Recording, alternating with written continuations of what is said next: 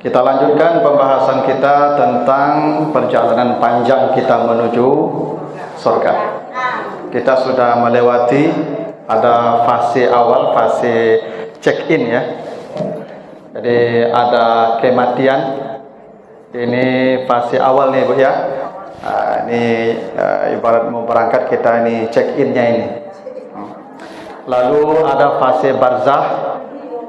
Ini ruang tunggu. Ya, ruang tunggu sampai kiamat datang.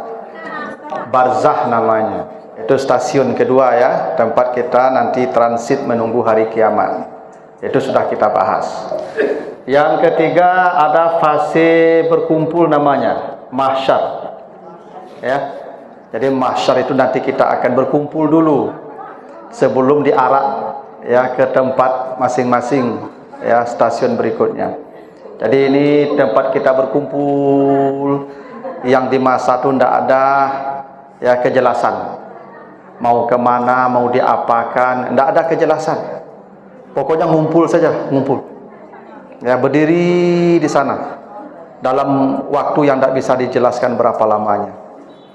Yang penting kita berdiri saja. Nah, baru kita akan masuk fase yang keempat namanya hisab. Ini ya stasiun yang keempat namanya perhitungan. Setelah nanti di mahsyar, nah kita akan masuk fase hisab.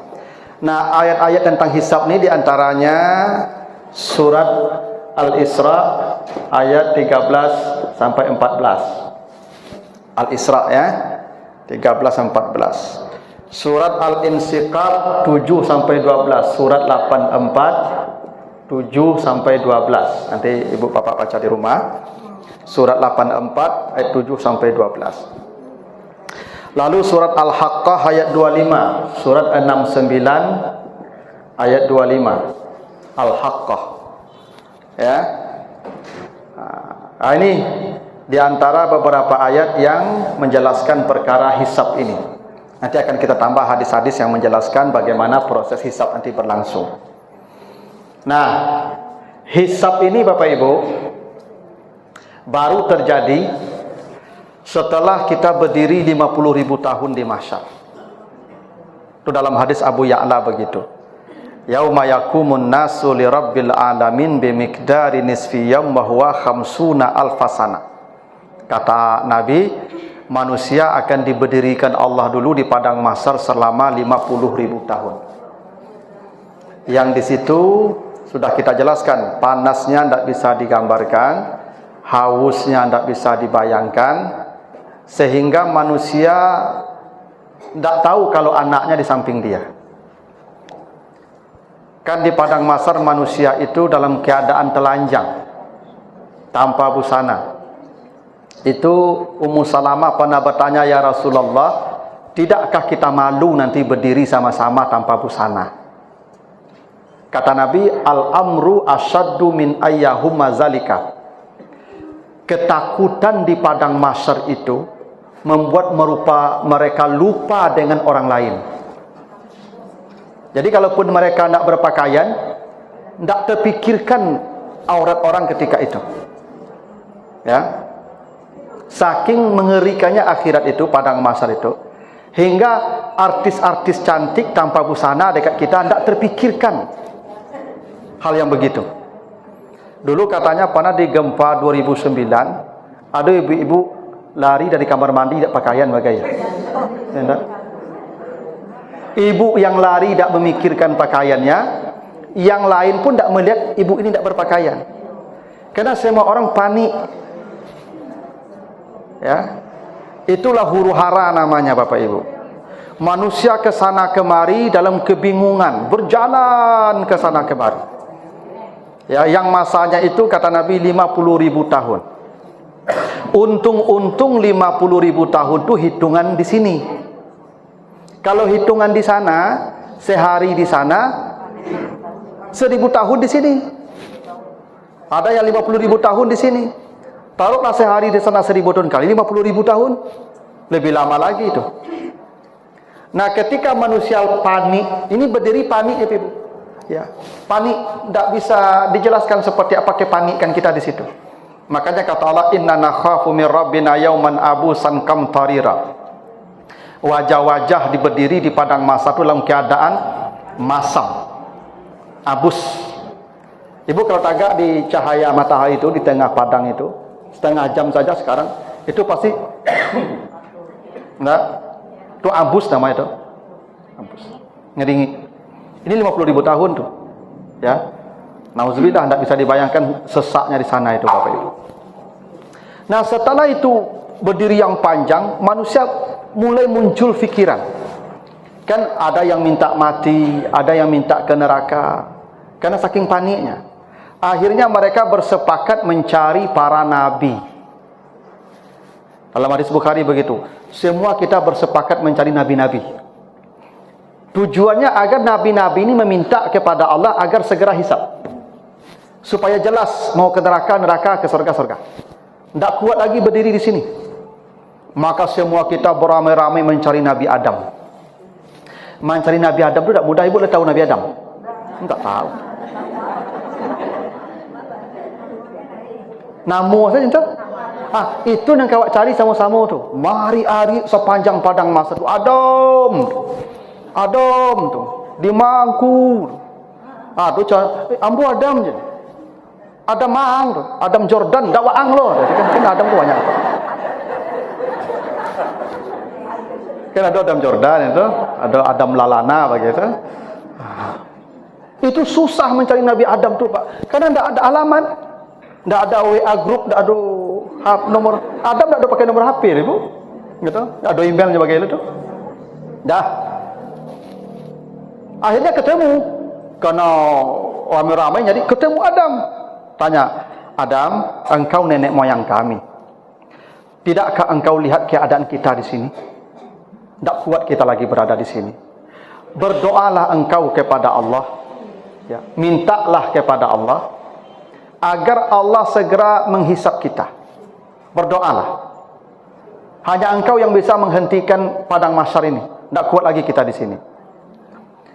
Kata Nabi Adam, malu saya berdoa kepada Allah. Kenapa? Dulu kalian diusir dari surga karena dosa saya. Saya pernah melakukan dosa. Yang dosa itu kalian terusir karena dosa itu. Ya. Dan saya tidak yakin apakah dosa itu diampuni Allah atau tidak. Malu saya berdoa kepada Allah. Konon Bapak Ibu, Nabi Adam itu diceritakan, kan dia diusir di surga karena satu kesalahan. Dia memakan buah yang dilarang. Dan begitu sampai di bumi, fatalaqa Adam min rabbihi kalimatin fataba alaih. Itu Nabi Adam bertobat kepada Allah. Ya, jadi begitu sampai di bumi, itu Nabi Adam bertobat kepada Allah.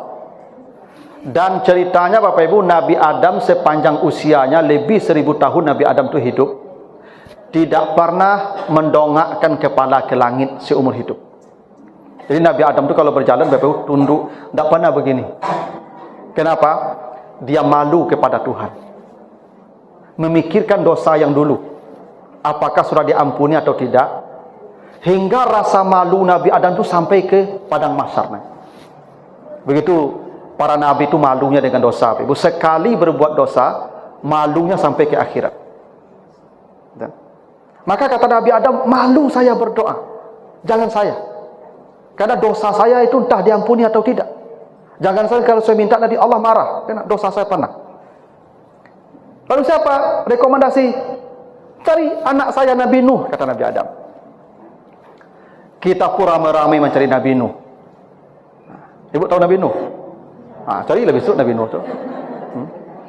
Teriak-teriak kila Nuh. Di mana engkau? Itu teriak sama-sama cari Nuh. Sekian lama pula cari Nabi Nuh. Dapat Nabi Nuh. Berkata pula kita, wahai Nuh, ya, engkau Nabi yang saleh. Berdoalah kepada Allah agar hisab segera. Tidak kuat lagi kita di sini. Hisablah. Apa kata Nabi Nuh? Jangan saya yang berdoa. Saya malu kepada Allah. Kenapa? Anak istri saya pun tak patuh ke saya. Jangan-jangan itu jadi sandungan saya. Anak dan istri saya pun tak patuh ke saya. Lalu Nuh pun menolak. Lalu rekomendasi, engkau siapa? Kata kita. Itu anak saya, ada Ibrahim. Cari Ibrahim. Kita pun cari Nabi Ibrahim ramai-ramai. Cari. Akhirnya ketemu juga Ibrahim. Ya Ibrahim, engkau bapak para nabi. Engkau Khalilullah. Berdoalah engkau kepada Allah agar hisab segera ditegakkan. Tak kuat kita lagi di sini. Kata Ibrahim, jangan saya. Kenapa? Saya pernah berbohong. Dan apakah itu diampuni atau tidak? Karena Nabi Ibrahim itu pernah berbohong 3 kali. Satu, ketika dia diajak menyembah patung, ya, di surat As-Saffat itu, dia berkata saya sakit, padahal dia sehat. Itu bohong, walaupun itu bohong sebenarnya demi menyelamatkan keyakinan. Tapi dia mengatakan ini sakim, saya sakit, katanya. Bohong. Bohong kedua, ketika dia menghancurkan patung-patung itu Babilonia, Raja Namrud dan rakyatnya. Engkau kan yang menghancurkan patung kami, Tuhan-Tuhan kami? Kata Ibrahim, bukan, tuh yang besar tuh, yang kapak di lehernya. Padahal dia yang menghancurkan. Bohong. Walaupun bohong itu sebenarnya tapi Ibrahim malu pendapat bohong. Dan yang ketiga, ketika menyelamatkan istrinya dari perampasan raja di Mesir. Dia berkata, ini saudara saya. Padahal istri dia. Aturan raja, kalau saudara dah diambil, kalau istri diambil. Karena Siti Sarah ini cantik. Ya. Nah, kalau istri diambil oleh raja. Ya, kalau saudara enggak. Habis itu aturannya di situ. Maka Nabi Ibrahim berbohong demi menyelamatkan istrinya. Kata Ibrahim, saya pernah berbohong. Cari yang lain. Cari semua. Nabi-nabi, Nabi Musa pun menolak kerana dia pernah bunuh orang. Kan Nabi Musa pernah bunuh orang tak sengaja tu. Ada orang bertengkar, berkelahi, dilerai, mati orang yang salah satunya, orang Kipti itu. Itu kenapa dia lari ke Madian, jadi buron Firaun dia itu. Terakhir baru Nabi Muhammad. Kita cari Nabi Muhammad, ketemu, maka Nabi Muhammad bersujud kepada Allah. Apa kata Allah kepada Nabi Muhammad? Irfa' ra'sak, Muhammad, angkat kepalamu. Sab, minta. Maka kata Nabi Muhammad, ya Allah, segeralah dihisab manusia. Maka kemudian mulailah kita menghadapi proses hisab setelah Nabi memberikan syafaat. Dan syafaat yang paling besar Nabi itu salah satunya beliau yang meminta hisab itu. Andai Nabi Muhammad tidak meminta hisab, kita akan berdiri saja di padang mahsyar entah berapa lama lagi. Nah, hisab itu dimulai di surah Al-Isra 13-14. Bagaimana proses hisab? Tadi kita lihat ayatnya. Kata Allah di surah Al-Isra itu, wa kullu insanin alzamnahu ta'irahu fi unukihi wa nukhriju lahu yaumal qiyamati kitaban yalqahu mansyura. Hisab itu dimulai dari pembagian kitab amal kita. Jadi kata Allah, semua manusia itu akan dikalungkan ke lehernya semua catatan amalnya. Jadi Bapak Ibu, kita ini nanti amal kita sejak kita mukallaf, baligh, itu akan dikalungkan ke leher kita. Barulah ke besarnya catatan. Tapi mungkin nanti catatannya besar bentuk flash disk saja. Kan flash disk kan berkalung ke leher enggak? Nanti flash disk ada monitor masuk ke sana, lalu buka, akan keluar nanti catatan amal kita. Kata Allah ketika itu, ikra kitabaka kafa binafsikal yauma alaikal hasiba. Engkau baca catatanmu dan cukuplah itu menjadi hisabmu, amalmu. Jadi Bapak Ibu jangan membayangkan kita dihisab, malaikat menceklis amal kita satu-satu. Tidak. Ikra kitabaka, engkau baca bukumu masing-masing. Itulah hisab. Ibu bapak cek, saya tanggal sekian hari itu jam sekian sampai detiknya ada catatan digitalnya. Itu kenapa Bapak Ibu dalam surat Al-Mutaffifin catatan amal kita disebut kitabum markum. Ya, kitabum markum itu artinya catatan yang lengkap dengan angka-angka. Karena bahasa Arab angka itu rakam. Markum itu yang diberi angka. Dalam bahasa kerennya catatan digital. Ya. Nanti Bapak Ibu baca nanti di surat Al-Mutaffifin. Ada 2 kali diulang Allah itu.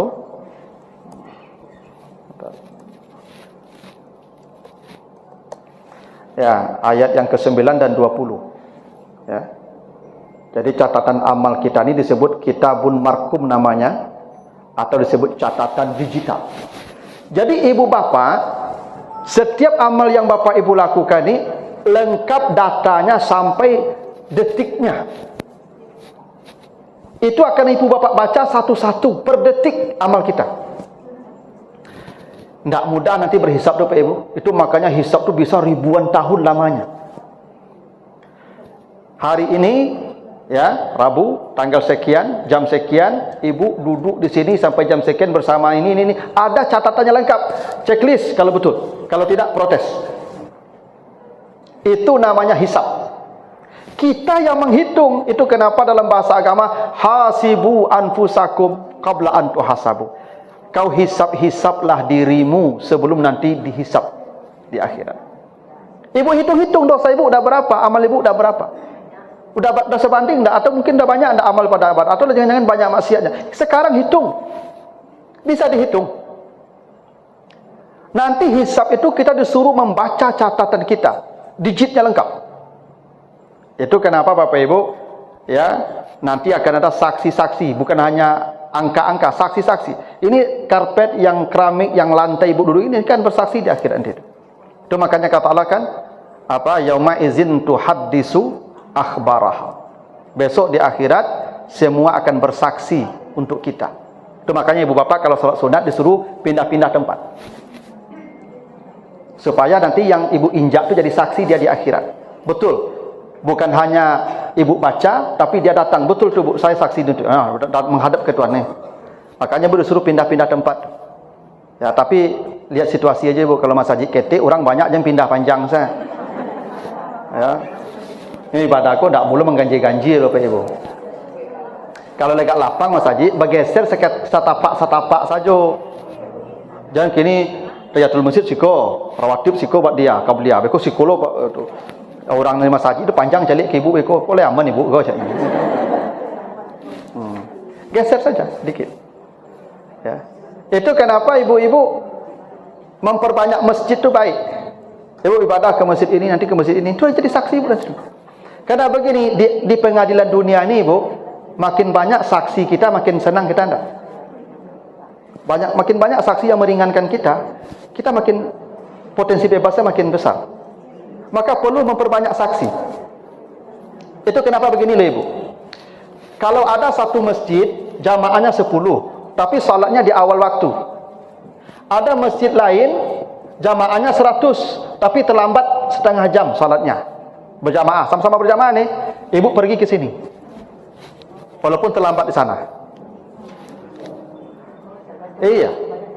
Karena banyak jamaah itu penting. Saksi nanti. Ibu semua jadi saksi saya nanti itu. Saya jadi saksi ibu-ibu. Kita akan saling jadi saksi di akhirat. Enggak, jumlah jamaah. Di samping memang jumlah jamaah itu menentukan kualitas salat kita. Makin banyak jamaah itu makin bersih ibadah kita. Ini begitu aturannya. Sama dengan begini Ibu, air. Misalnya air ini kalau kena najis Ibu, misalnya ini air ini masuk kotoran binatang, itu kan tidak bersih lagi dia, dapat najis tuh. Dia bisa diminum air ini kalau dijamaahkan dengan air lain. Sampai 2 kula masukkan ke air yang jumlah 2 kula, masukkan itu ambil balik. Suci dia. Kenapa dia suci air itu? Karena sudah berjamaah. Iya, itu hebatnya berjamaah itu Ibu. Air yang bernajis bila dikumpulkan dengan air yang lain dia menjadi suci. Ibadah Ibu kalau tidak bersih, Ibu kumpul sama-sama bersih semua. Air yang bernajis itu kumpulkan saja semua sampai 2 kula jadi suci dia tuh. Ibadah begitu Ibu. Itu kenapa kita perlu mencari di mana tempat yang ramai, sana kita beribadah. Di samping kebersihannya juga saksi di akhirat. Gitu. Yang ini ramai saksi saya sendiri banyak nih Ibu nih. Nah, saksi Ibu kita juga satu-satu mencari saksi. Ya betul. Gitu. Nah, itu alasannya kenapa disuruh pindah-pindah tempat tuh Ibu. Ibadah. Ya supaya saksi kita banyak. Jadi kata Allah baca. Jadi kita yang membaca catatan kita. Itu kenapa Bapak Ibu Masya Allah kata Nabi kan begini. Kata Allah, wa ma yalfizu min qaulin illa ladaihi raqibun atid. Tidak ada bukan satu kata Ibu, satu kaul Ibu belum selesai berbicara, baru separuh, tapi pembicaraan ibu itu sudah ada maksud. Itu kaul namanya tuh. Hingga yang tidak berbunyi sekalipun itu ada catatannya. Ibu tidak bersuara, datang kawan terlambat, itu kaul namanya. Ya kan kadang-kadang itu tuh. Ada kawan daki tinggal je Mas Haji, pi terlambat tiba kan. Ibu-ibu dan dulu tiba. Itu tetap ibu baca nanti yang itu, yang muncul ibu model itu ibu baca. Kau. Jadi bukan hanya yang ibu lafalkan. Kalau ibu caci maki orang, udah pastilah itu. Ini yang yalfizu min qaul, yang baru tarafnya isyarat. Karena perkataan itu bisa jadi lafal, bisa jadi isyarat. Ya kan? Ibu menggikon orang tuh ibu mengecek tuh. Tak mengecek ibu tuh ya? Iya, itu kaul namanya. Kaul. Ya tak? Jadi Allah malaikat akan mencatat itu, dan itu akan ibu baca. Benar tak ibu begini dulu? Checklist dosa nanti belum ditimbang, ini baru diverifikasi dosa-dosa ibu.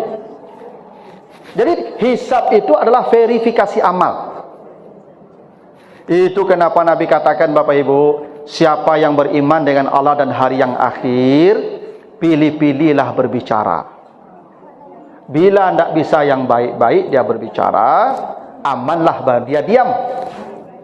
Karena akan ada catatannya, dan nanti ibu catat, ibu hitung sendiri, ibu baca sendiri, betul ibu bicara. Oh ya, makanya ibu di WA tuh, di WA itu nendak paralu jangan komentari. Jari ibu tuh bari isap di akhirat tuh. Kalau dulu orang jauh mulut kini juga, ini mota orang kini surang saya mota ibu, oh no. Ya nak? Lebih hebat yang dengan itu karena langsung tersimpan. Kalau yang mulut mungkin hilang, ya kok tersimpan. Itu kenapa ibu kalau tidak urusan kita, tidak usah berkomentar. Jangan kepo. Kau penyakit ibu-ibu, oh. Apa-apa cie-cie. Banyak ibu-ibu yang suka kepo kok. Ibu ini dimanapun itu selalu ya, tidak ada putusnya tema. Mau di mana sajalah. Di pengajian pun ada aja temanya. Kita. Aku kalau laki-laki ibu-ibu kon nendak menggabi kawan kon jarangnya tuh. Gitu. Nah, yang tidak penting tidak usah. Karena ibu capek membacanya nanti. Diam tuh lebih aman ibu, lebih sedikit ibu baca. Gitu. Tapi mulai hari tapi ibu jangan salah, ibu antuk-antuk saya rumah lah kan. Tak kaji lah pak pulang, pak kok antuk saya ibu lahir. Dan malah yang ngecek banyak dihisap balik besok ada itu ya. Iya mengecek yang perlu ngecek ibu. Jangan ibu karena takut hisap ibu lantuk saya itu. Ya itu salah paham namanya tuh. Nah, bagaimana proses ya pembagian buku catatan ini? Itu disebutkan di dua surat. Pertama Al-Insyikak 7 sampai 12. Kata Allah, "Fa amma man utiya kitabahu bi yaminih fasawfa yuhasabu hisaban yasira wa yanqalibu ila ahlihi masrura." Tuh, di surat Al-Insyikak tuh. Pertama ayat 7 sampai 12. Pertama kata Allah, ada orang yang diberikan catatan amalnya dari arah kanan. Jadi kelak nanti Bapak Ibu akan ada orang dapat catatan dari kanan. Datang bukunya diserahkan dari kanan. Bila catatannya datang dari kanan, maka dia akan mendapatkan hisab yang mudah. Namanya hisaban yasira. Ya. Jadi hisaban yasira ini Bu, dia tidak baca.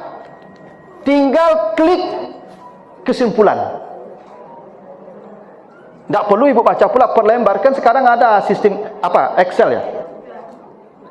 Jadi hisab itu ibu tinggal tombol enter, cep, kesimpulan, langsung keluar sorga firdaus pintu ampe. Itu namanya hisab yasira. Ibu dah capek-capek baca, ibu tinggal enter saja kesimpulan. Ternyata ibu langsung dapat kartu, ya, dapat kartu langsung tuh. Surga Firdaus pintu 4, ibu langsung dijemput bawa. Itu namanya hisaban yasira. Tak ada baca-baca, coba baca-baca. Kesimpulan sudah jelas.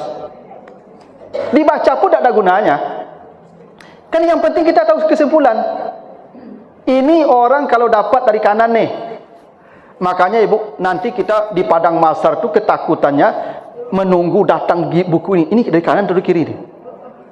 Yang dari kanan dapat hisab yang mudah. Kesimpulan, dah surga Firdaus pintu 4, Jannatul Adan pintu 5. Kita tinggal berangkat saja, tinggal jemputan. Itu kalau dari kanan. Tapi kata Allah, fa amma man utiya kitabahu wara'a zahri fasaufa yad'u subura wa yasla sa'ira. Di ayat yang ke-9 tadi ada satu hal penting. Kata Allah, orang yang dapat buku catatan dari kanan ini langsung kumpul dengan keluarganya. Wa yanqalibu ila ahlihi masrura. Bila suami ibu dapat catatan dari kanan nanti, otomatis semua keluarga kumpul dia tuh. Cuma apa-apa tu suruh beribadah agak banyak. Ya tahu.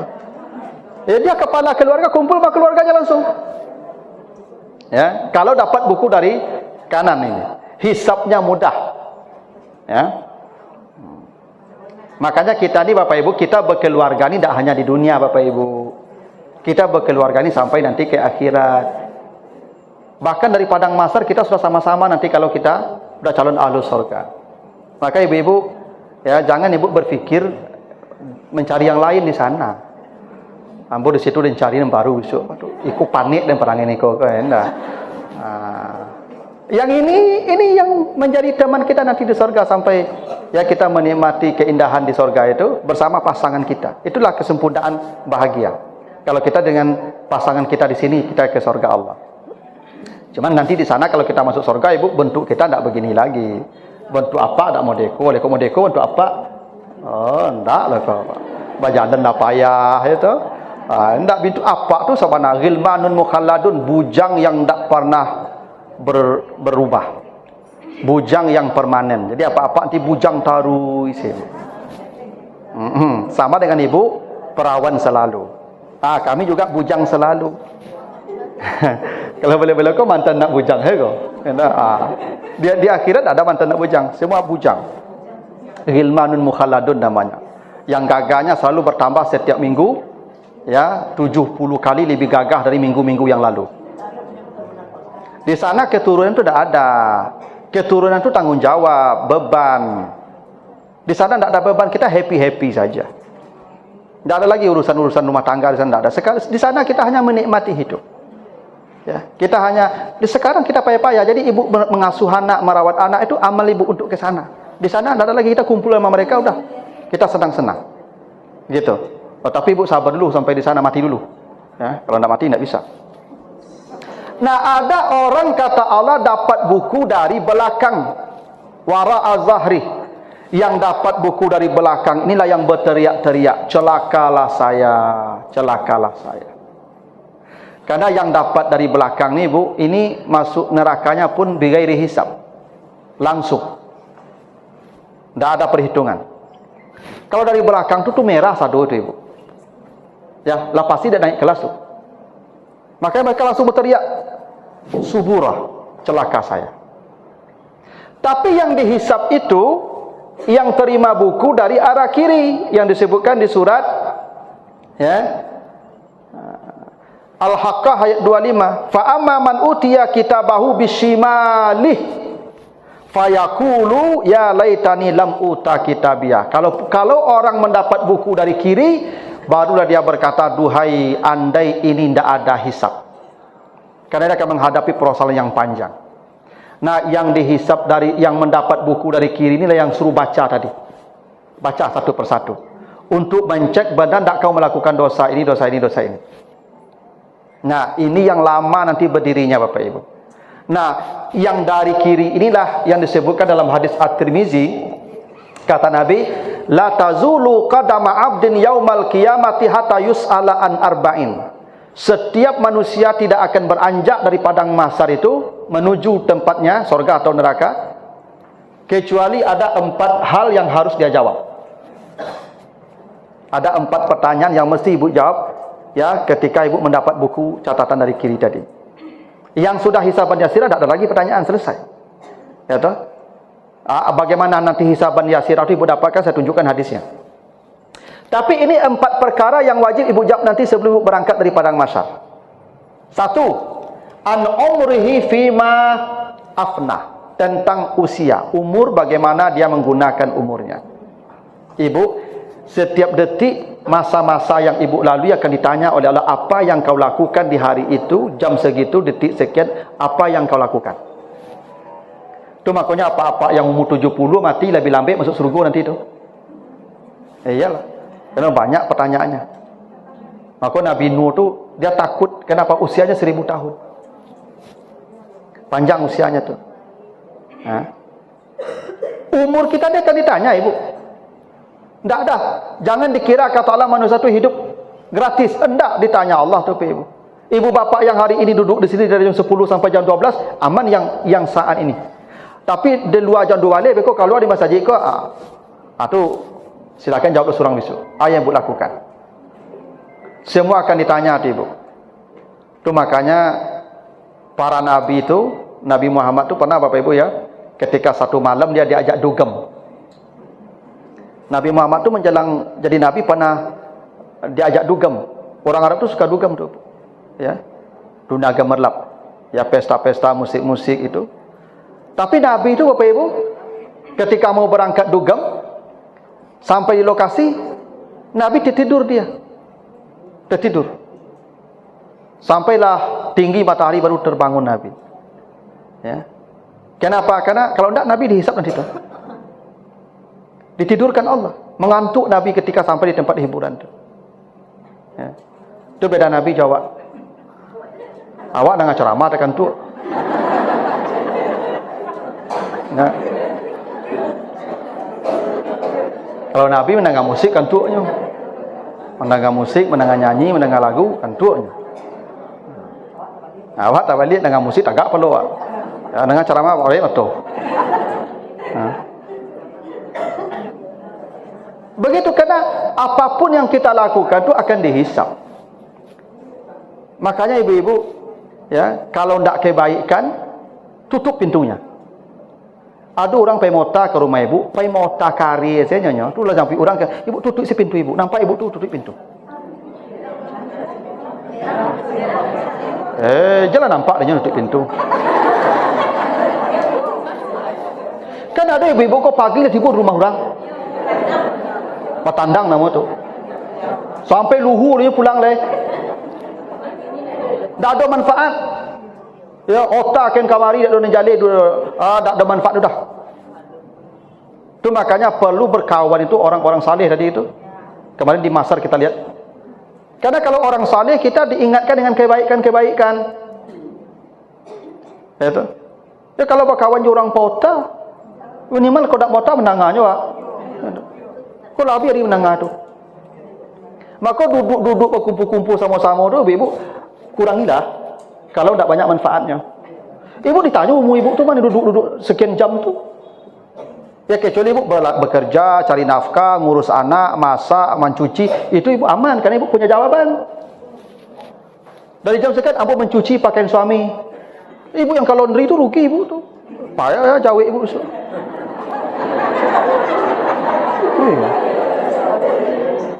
Ibu manung-manung di rumah tu baju apa ibu perlu laundry. Harus kalau ibu cuci kan ibu punya jawaban. Jam sekian sampai jam sekian apa yang kau lakukan? Saya mencuci baju suami. Aman. Kau baju kalau laundry ibu manung-manung di rumah. Payah ibu nanti itu.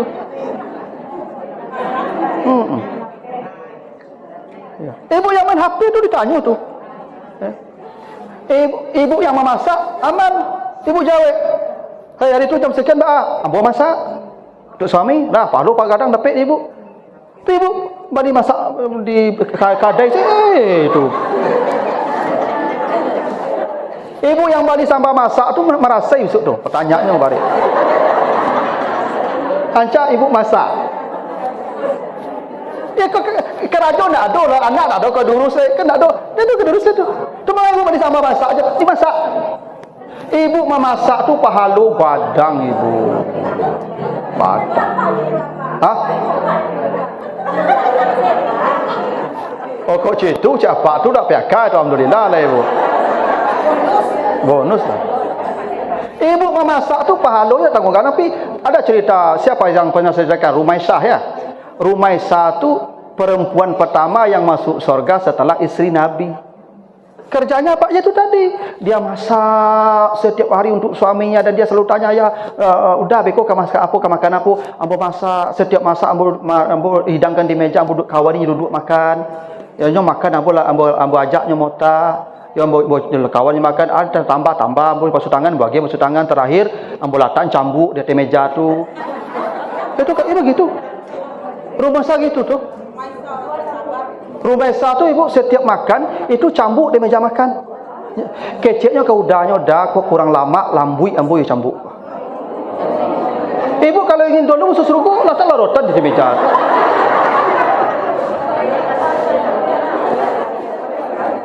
Letak rotan di meja makan ibu tu.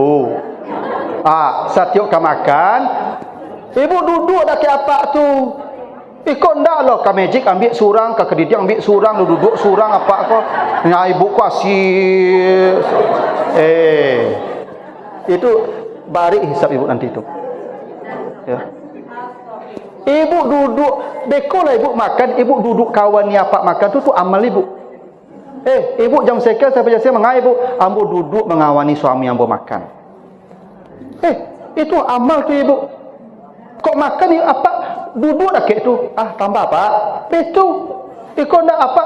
Bu tolong minum. Dah kek jangan kau salah. Bu.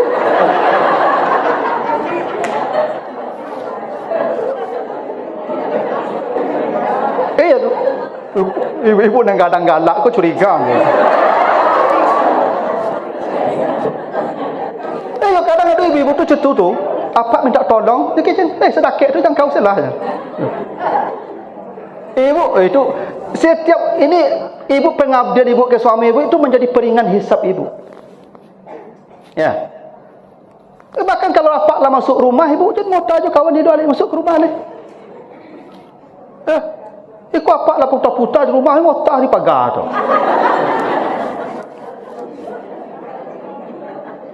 Ibu yang mau tahu di pagar tu bari hisapnya tu memang ibu mau tahu tegak itu. Ibu masuk kemudian itu mengawani apa di dalam rumah tu, itu aman hisap ibu tu. Ya. Amal tu tak mesti sujud, tak mesti baca Quran, tak begitu loh ibu. Tak begitu. Selama ibu memenuhi kewajiban ibu sesuai dengan tuntunan agama, ibu aman hisapnya. Karena setiap detik akan ditanya Allah. Yang dari pagi subuh sampai nanti ibu lalu akan ditanya. Ibu lalu sekian jam tu ditanya, tu mengapa lama mana ibu lalu? Iya. Ibu bisa lalu 5 jam, ibu bet 7 jam. Dan 2 jam tu ibu merasa itu tu. Kamu dah menakut-nakut ni ibu lah, tapi ya panci tu hisap tu nanti ibu. Kan gini lah ibu, waktu kita sama 24 jam kan? Amal kita beda kan? Kenapa beda? Karena pemanfaatan waktu beda. Maka Nabi Daud disebut manusia ni'mal abdu, sebaik-baik ahli ibadah Nabi Daud. Kenapa Nabi Daud ibu? Karena dia raja. Dia raja ibu. Raja. Kerajaan Nabi Daud itu sepertiga dunia. Untuk ukuran sekarang. Dia punya istri 100. Zaman dulu biasa ni ibu. Kini tak boleh lah. Dulu biasa selai taluk. Ya tu. Dulu orang belum banyak lah. Boleh laki-laki ko bisa konon katanya sampai 100. Itu kan pastinya Allahu alam, Al-Quran tak menginformasikan begitu. Tapi isyaratnya ada ketika ada cerita itu malaikat datang menegur Nabi Daud karena perkara kambing 99 dan 1 ekor kambing. Jadi ada orang punya kambing 99, yang punya 1 ekor, lalu dipaksa untuk mengasihkan kambing yang 1 sampai genap 100. Bersengketa lah orang ini datang ke Nabi Daud raja. Kata Nabi Daud, engkau yang mengambil kambing 100 itu dicambuk. Kata itu orang, itu malaikat itu, kalau saya berhak dicambuk, engkau lebih layak. Kenapa? Karena engkau menikahi ya seorang yang sedang dalam pinangan orang, padahal kau sudah punya 99. Itu riwayat begitu. Di surat Sad itu ada cerita begitu. Nah, jadi Nabi Daud itu istrinya banyak, anaknya banyak, dia raja, dia nabi. Tapi kata Nabi, dia paling banyak berpuasa. Nabi Daud itu 6 bulan puasanya, Ibu. Sehari puasa, sehari makan, sehari puasa, sehari makan. Jadi kalau usia Nabi Daud itu 100 tahun, 50 tahun dia puasa, 40 tahun dia makan. Ahli ibadah. Nabi Daud itu tidak ada waktu bermain.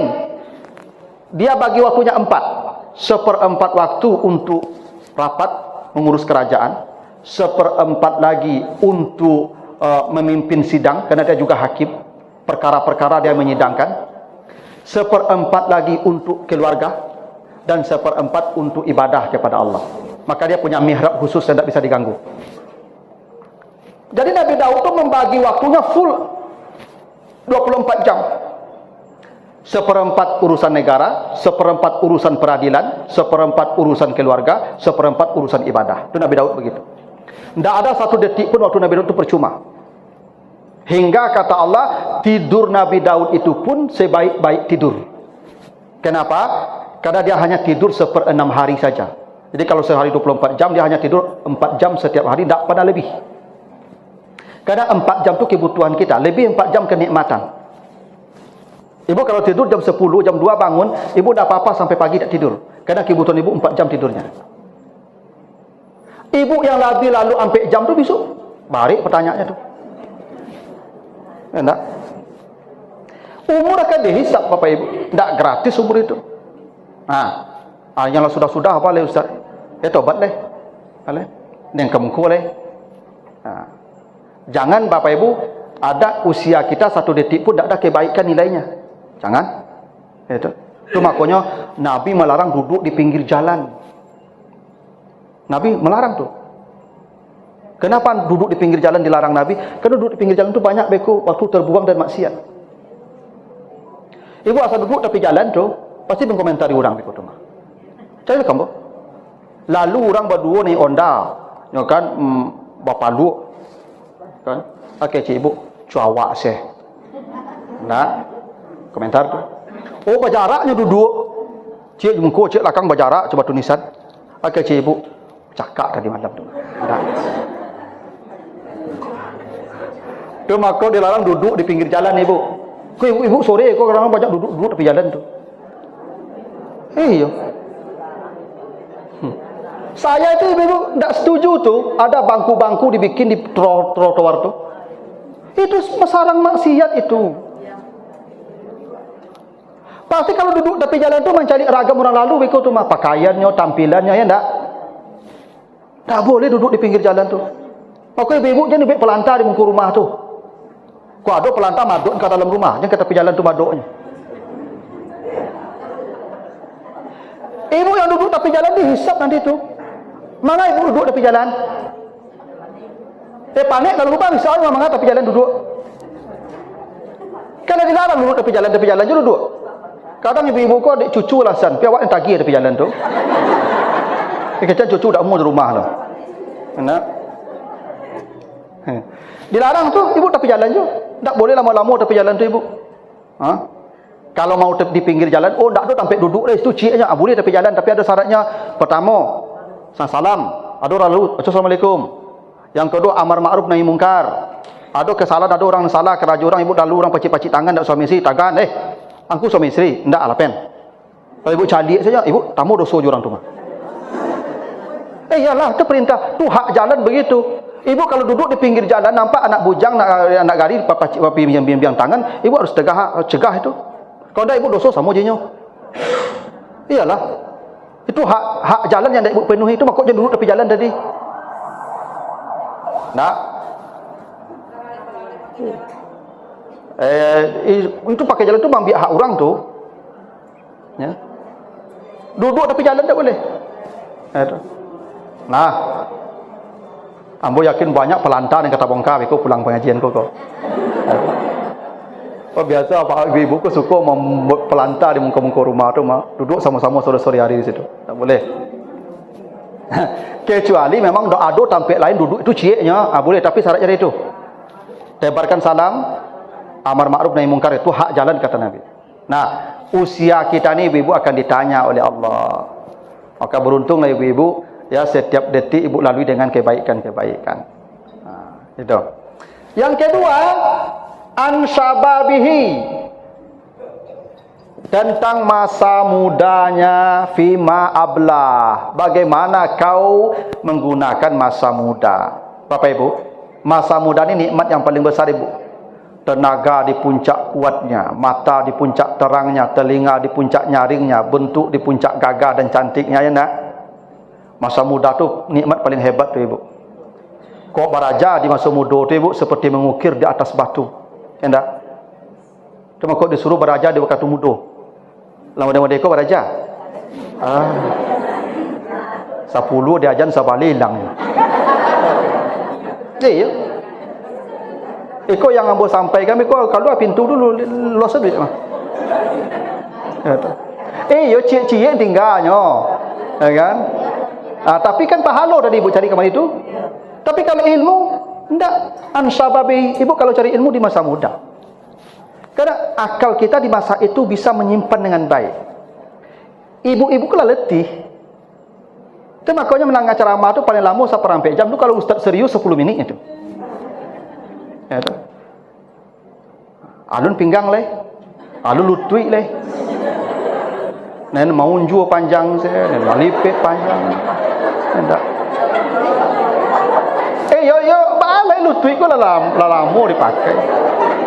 Dia boleh namu dengan ceramah alhamdulillah lah. Kau kamu unjuk, kamu nyanda, kau terserah lah. Ya. Makanya di masa muda dulu, tu masa muda aku ditanya, itu nikmat yang paling tinggi, yang paling sempurna masa muda ni, Pak Ibu. Sampai usia kita 40 tahun tu, itu nikmat yang paling paripurna itu. Kalau lau mula 40 murid kini kok nikmat dah berkurang, makan lah ndak lama, itu laluk lah ndak lama, sakit lah banyak, ya ndak? Nikmat dah mulai berkurang ibu. Masa muda di puncak nikmat, maka ditanya puncak nikmat tu. Apa yang kau lakukan di masa muda?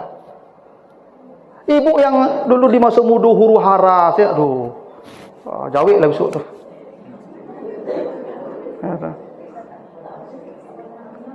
Ya kalau ibu merawat anak aman lah itu amal itu.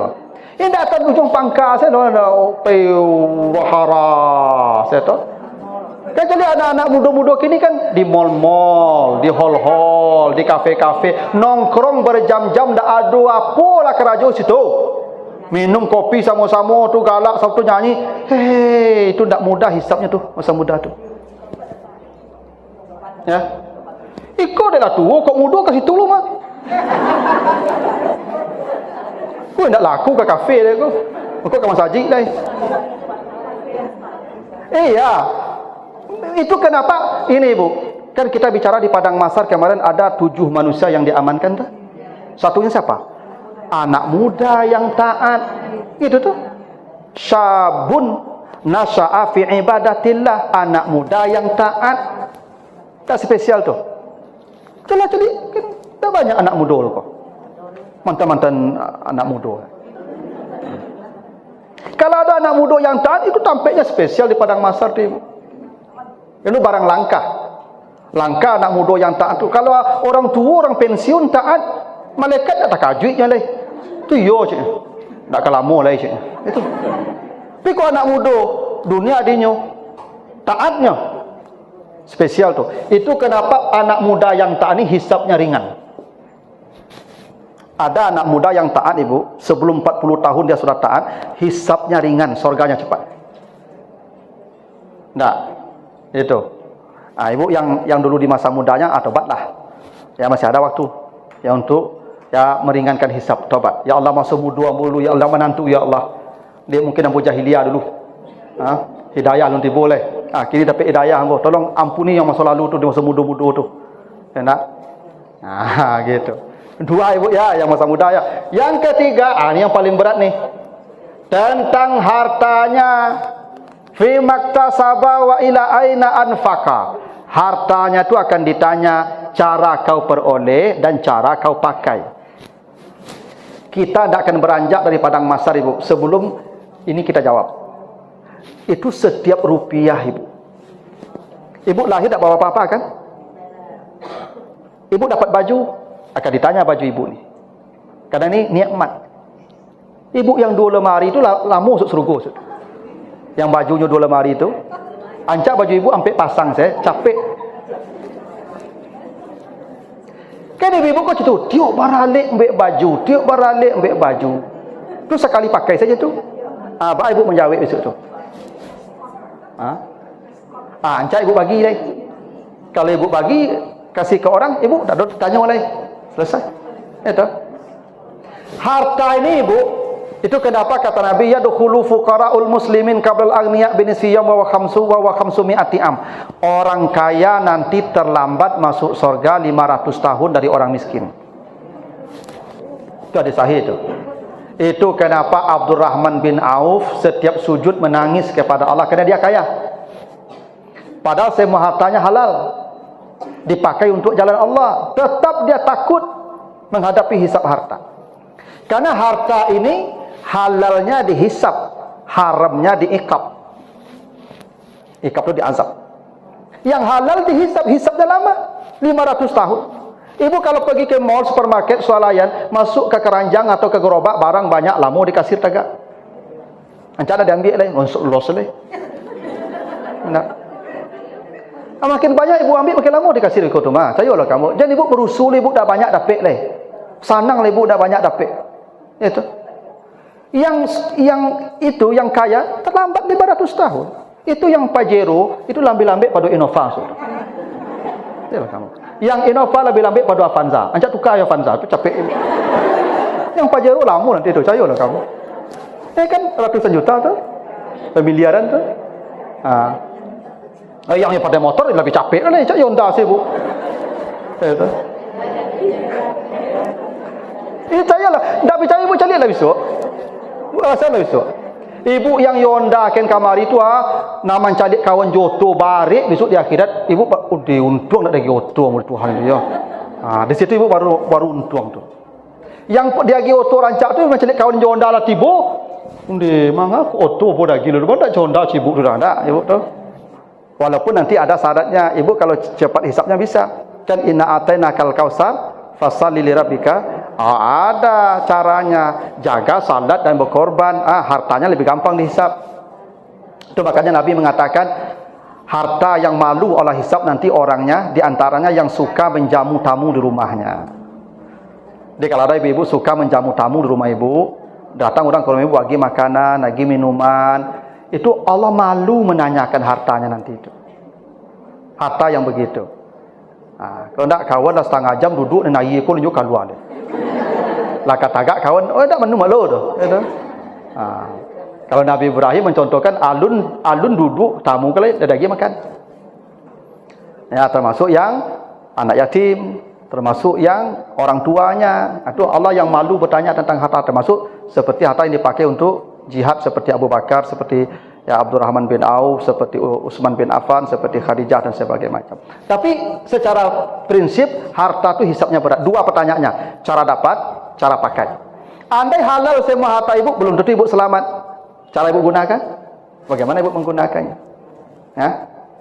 Jadi kalau ada apa-apa, otonya 3, pakai kantu, mungkin aman tu. Tapi yang pakai baburu, tentu aman itu. Kalau oto khusus pakai baburu kan, cara pakainya. Tapi kalau ibu pakai kendaraan ke pengajian, ke masjid, salim, aman tu. Akan ditanya pakainya. Nah, baru yang terakhir kata Nabi, an ilmihi, tentang ilmunya. Ilmu ini ditanya ibu, apa yang ditanya tentang ilmu? Amalkan. Dari sekian banyak ilmu, seberapa banyak kau amalkan? Itu maka ibu baraja kau tak murah ni ibu. Ibu baraja kau akan ditanya. Ibu tak baraja ditanya ojo. Ibu yang baraja ditanya ojo. Kalau ya ibu yang tak baraja, apa kau tak tahu? Oh, dah apa dah tahu lo tuan. Bahkan dia pergi dulu mata telingo. Apa kau tak cari tahu? Baliklah tanya-tanya. Ibu yang tahu kini kau ibu tanya, lah dia amalkan tak? Ya. Makanya ibu semakin banyak ibu beraja, makin lama ibu dihisap. Iyalah. Karena ditanya amal ibu tentang apa yang ibu ketahui ini. Nah, kalau ini selesai jawabannya, barulah nanti kita berangkat ke fase berikutnya, namanya mizan. Yang ibu checklist tadi belum ada nilai, baru verifikasi. Penilaian ada di mizan nanti. Sedekah sekian, haji sekian, umrah sekian, majlis taklim sekian, ke masjid sekian, melangkahkan kaki begini anak yatim sekian. Semua baru dikasih nilai sesuai dengan ukuran yang ditetapkan Allah. Baru di situ kita nanti akan cemas ibu. Jangan-jangan yang buruk lebih berat. Karena pilihannya berat atau ringan. Fa amma man khaffat mawazinu, fa amma man sakulat mawazinu. Pilihannya begitu. Nah, ini fase yang lama nih, Bu, hisab ini. Ada 4 yang akan ditanya tuh, minimal. Nah, maka Ibu, sekarang Ibu siapkanlah jawaban dari yang 4 tadi. Ya. Dan hisab ini Bapak Ibu, adil seadil-adilnya. Bahkan kata Nabi, kambing yang bertanduk, yang menanduk, kambing yang tak bertanduk akan dihisab juga. Kambing cik bertanduk, cik tak bertanduk, nem bertanduk, menanduk, nem bertanduk. Nem tak bertanduk. Nem bertanduk kok dihisab juga. Kenapa dia tanduk? Menunjukkan adilnya hisab itu jangankan manusia. Ibu bapak mengambil hak orang, menzalimi orang, itu akan bermasalah. Ya. Itu yang adik Pak Rambo kok barik hisab itu. Iya kan adiknya tuh, kakaknya kan Rambo. Begitulah Bapak Ibu, ada pertanyaan dulu, hisab baru selesai ya. Silakan kalau ada pertanyaan. Ada barang inventaris perusahaan itu tidak dilelang, banyak di gudang. Lantas dijual sama karyawan itu, terus uangnya disumbangkan. Apakah halal itu? Apakah masuk dihisab itu? Kan bukan milik dia, bukan milik pribadinya, milik perusahaan. Barang itu kan tiap tahun inventaris itu ada barang baru diganti barang baru. Yang barang lama tetap juga di gudang masih layak. Dia jual, uangnya disumbangkan. Apakah masih dihisab halal apa enggak? Terima kasih. Ya kalau uangnya tidak dipakai pribadi tidak apa-apa, kembalikan ke sosial. Tidak apa-apa. Kan hisab itu menjadi milik kita dia. Yang tidak milik kita kan tidak dihisab. Yang dihisab itu kalau kita jadikan milik kita. Makanya Ibu itu haratu pusako itu bari hisabnya itu. Ibu yang menjual atau pusako, karena Ibu memutuskan amal orang tu, wakaf orang dulu tuh. Itu harta pusako itu milik publik karena sudah diwakafkan ke umat. Itu makanya walaupun suku yang punya, tapi kan milik suku, milik orang banyak. Ya enggak? Itu kenapa enggak jadi warisan? Karena orang yang punya harta ingin jadi amal jariah dia. Namanya sedekah jariah. Sedekah jariah itu wakaf. Sekarang Ibu ambil, Ibu merampas hak publik. Merampas hak orang banyak. Kalau satu orang bisa nyari orang gampang, Ibu. Itu wakaf itu amal orang, itu milik orang banyak. Itu makanya masjid kalau sudah diwakafkan, tanah itu kalau diambil, itu seluruh umat Islam nanti kita cari itu. Menjadikan milik itu ya tidak boleh hak orang banyak itu. Korupsi uang negara itu kan mengambil hak orang banyak. Jadi kalau presiden korupsi, ya carilah 270 juta orang besok. Kalau menteri korupsi, carilah 270 juta orang besok. Ya. Kalau gubernur masih mending lah 6 juta, 7 juta. Wali kota masih mending lah 2,5 juta. PRW masih mending lah. Ya. Tapi tetap cari orang besok. PRT pula. Ya. Yang agak ringan tuh. Nah. Dihisab tuh Pak Ibu. Nah, kecuali diserahkan ke publik. Serahkan ke publik tidak apa-apa. Sedekahkan ke publik balik. Dikembalikan ke umat balik tidak apa-apa. Kalau dibiarkan mungkin dia mubazir, terbuang percuma. Sekarang kita manfaatkan untuk publik. Nah. Yang tak boleh itu untuk kepentingan pribadi. Itu akan ditanya tuh Ibu. Ya. Itu yang namanya hisab nanti. Tidak gratis. Yang kita terima itu tidak gratis, akan ditanya. Ya. Ibu kalau diperiksa KPK sasa angok enggak? Itu KPK periksa baru itu mah. Alun hisab akhirat itu. Soalnya kataku Ibu nanti di akhirat hisab tuh. Ya toh? Inilah Ibu balik tas. Ada yang 100 juta bagai. Ada yang 50 juta. Itu Ibu bakal menjawab besok tuh. Kalau tas, tu Ibu balik tas. Oh iya untuk pelataan badak, lipstik, HP. Berapa harganya? 50 juta. Tak bisa yang 100 ribu cik Tuhan. Baik Ibu menjawab ya. Hah? Ambo dah nakut-nakut ibu ni batas mahal aku, tapi cawek lah besok. Kan yang penting jawabannya. Ya tak? Kan sebenarnya ibu bisa punya atas harga 200.000. Kenapa harus 50 juta? Kenapanya itu ibu harus berjawab. Hah? Ya kalau diterima lah 1.000, alhamdulillah lah aku toko ibu di malaikat langsung. Tu ndak lah tu cik malaikat. Tu ndak masuk jawaban tu ciknya. Iya ibu. Itu cobalah ibu baca sejarah salafus salih, orang-orang salih para sufi itu, mereka pakai bajunya ibu. Itu Umar bin Abdul Aziz tu bajunya kok cieknya ibu. Nyo tunggu karyang dulu. Cuci di rumah ibu, jamu lah karyang baru pakai balik. Kenapa? Dia takut dihisap. Saking orang-orang takutnya dengan hisap. Itu siapa ya? Abu Ubaidah bin Al-Jarrah atau Sa'ad bin Ubadah. Dia disuruh jadi khalifah, menjadi gubernur di Irak oleh masa Umar bin Khattab. Ya. Dia berkata kepada rakyat Irak, "Hei, saya sekarang gubernur kalian. Gubernur, saya datang membawa sepasang baju dan seekor keledai, kendaraan. Andai nanti masa jabatan saya habis di negeri Irak ini, saya kembali ke kampung saya, ke Madinah, ke tempat tinggal saya di Madinah. Kalau saya bawa pulang lebih dari yang saya lihat, yang kalian lihat hari ini, tangkap, penjarakan saya karena saya mencuri milik kalian di sini." Sekian tahun jadi gubernur dia ibu, seperti apa yang dia bawa ke Irak, seperti itu pula yang dia bawa pulang ke Makkah, ke Madinah. Ya. Ambo bawa bajunya, keledai siku, pulang ambo besok, kok balabi dari kau tangkap. Berarti ambo mencuri. Itu. Begitu orang dulu tu takut dihisap dia. Zaman kini ada ya pejabat ibu, ambo datang jadi pejabat, jadi bupati, hanya bawa koper. Besok kalau pulang, kalau berlebih, tangkap. Memang bawa kopernya pulang, tapi koper kau isi sertifikat. Dulu koper kau kosong isinya, ini sudah sertifikat. Cilok nama teman. Nampak? Memang begitu. Makanya kaum orang sufi-sufi, kalau bacalah sejarah sufi itu, mereka sampai bajunya masih bisa ditambal juga. Itu ada sahabat yang paling miskin namanya Abu Zar Al-Ghifari. Ibu baca ke sejarah itu, Abu Zar Al-Ghifari itu ibu, Masya Allah.